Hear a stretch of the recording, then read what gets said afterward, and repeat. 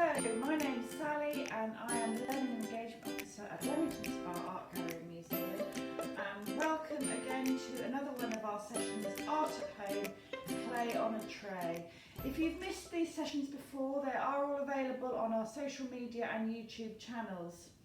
Today I'm going to introduce you to the first of a two-part session. So there'll be the session today and then the other one will be out in a couple of weeks' time, or if you're watching this retrospectively, you will be able to find that on our YouTube channel as well.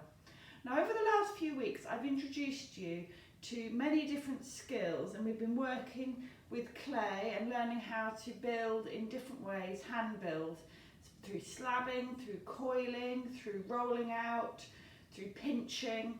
And the sessions, although they've been creative, have been in many ways skill-based.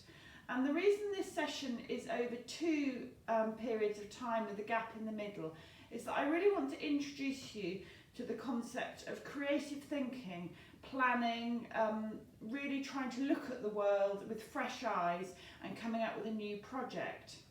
So the project for the next couple of weeks is going to be making a clay house.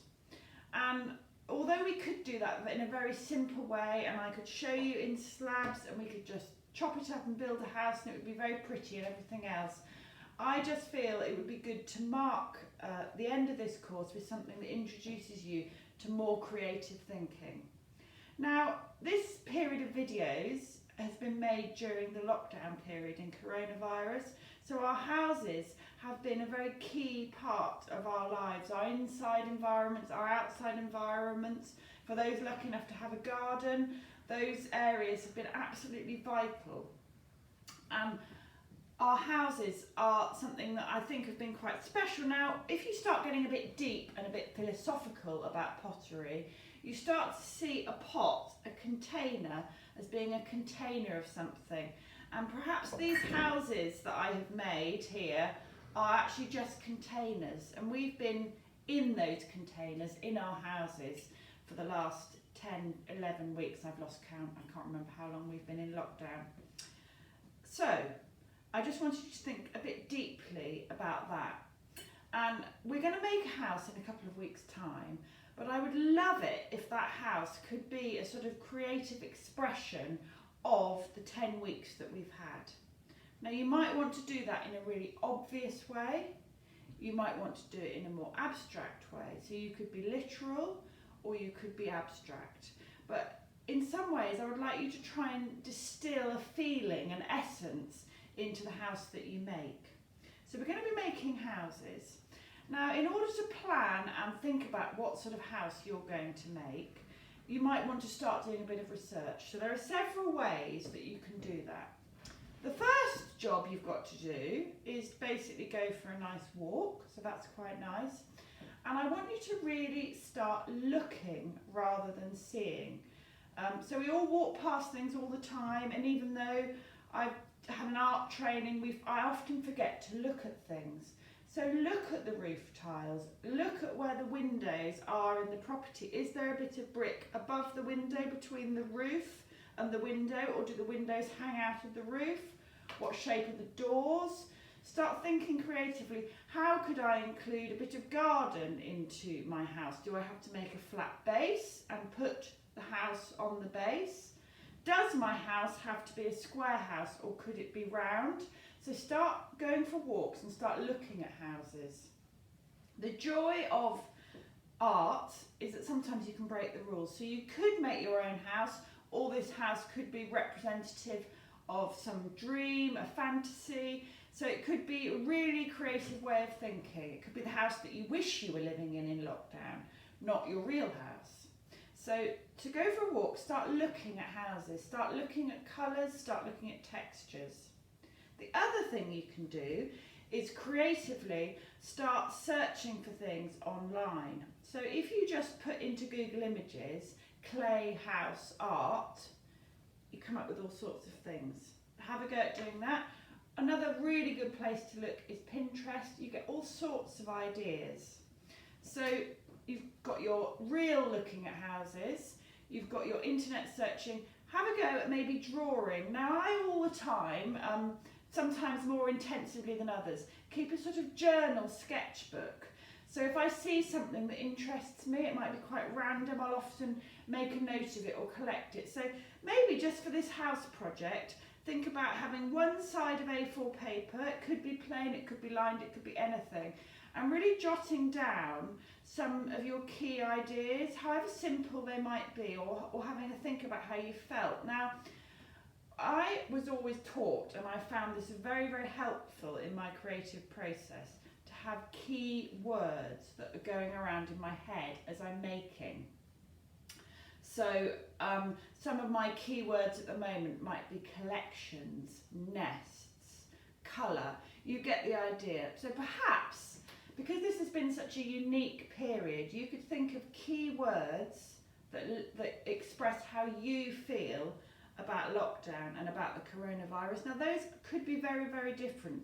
We could think of key words that are universal to all of us. But I think it would be really, really interesting to think about key words for you in lockdown and somehow how you can express those in a piece of art. So when we come back next time in a couple of weeks, I am going to have done this creative process with you and I will show you what I have done.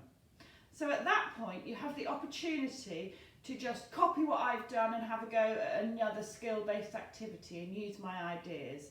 But I just thought this was a really good opportunity to think about making something that is a sort of memorial piece to this very strange time. Now, if we do end up with lots of houses, we also thought in the Art Gallery and Museum, when we do reopen, and we don't know when that's going to be, it would be great to display some of these houses from people who live locally. We were going to do this before Corona and create a little Leamington. And we were going to have the artist Miranda Miller from Oxford.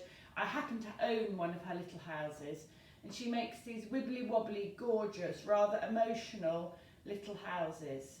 And just to say at one point, sometimes it's the human touch, the lack of sort of machine perfection that gives you an emotional response to a piece of ceramic art. So just think about all those things. Now I'm bombarding you with the things that keep me awake at night when I dream about making pots, but I would like to try and give you a taste of some of that creativity. So have a go at looking, have a go at drawing, have a go at searching on the internet, and have a go at thinking about what you want to say. And remember, you can be really obvious or you can be really simple. Now the other thing you can do, if you really, really need to have your hands on some clay, which often I do, is to have a go at sketching in clay. So you could roll out a piece of clay, and remembering from a skill point of view, the key thing to building is that this clay would be too soft to build a house with at the moment. So dry it out a bit, make it leather hard, and have a go at sketching. So could you have a go at making roof tile shapes? Have a go at experimenting with a way of making windows. So lots to think about, and I hope I haven't rambled on too much, but I'm quite excited about this project and I hope that we can share it in real life. But I also hope that if we have a go at making something, a house, a pot, a vessel, in response to this crisis, that they would be really, really exciting things for us to talk about and share on social media. So I'm hoping that if people make something, they will also have the courage to share that on social media. Now often you think you've made something, and I always feel like this now about my work. Even now I think, oh, it's rubbish, I could have done it much better. But let someone with fresh eyes see what you've done. Let them see those bits of imperfection, because we're all imperfect, and share what we've made. And perhaps let's talk about how we found this period and make a piece of lockdown art.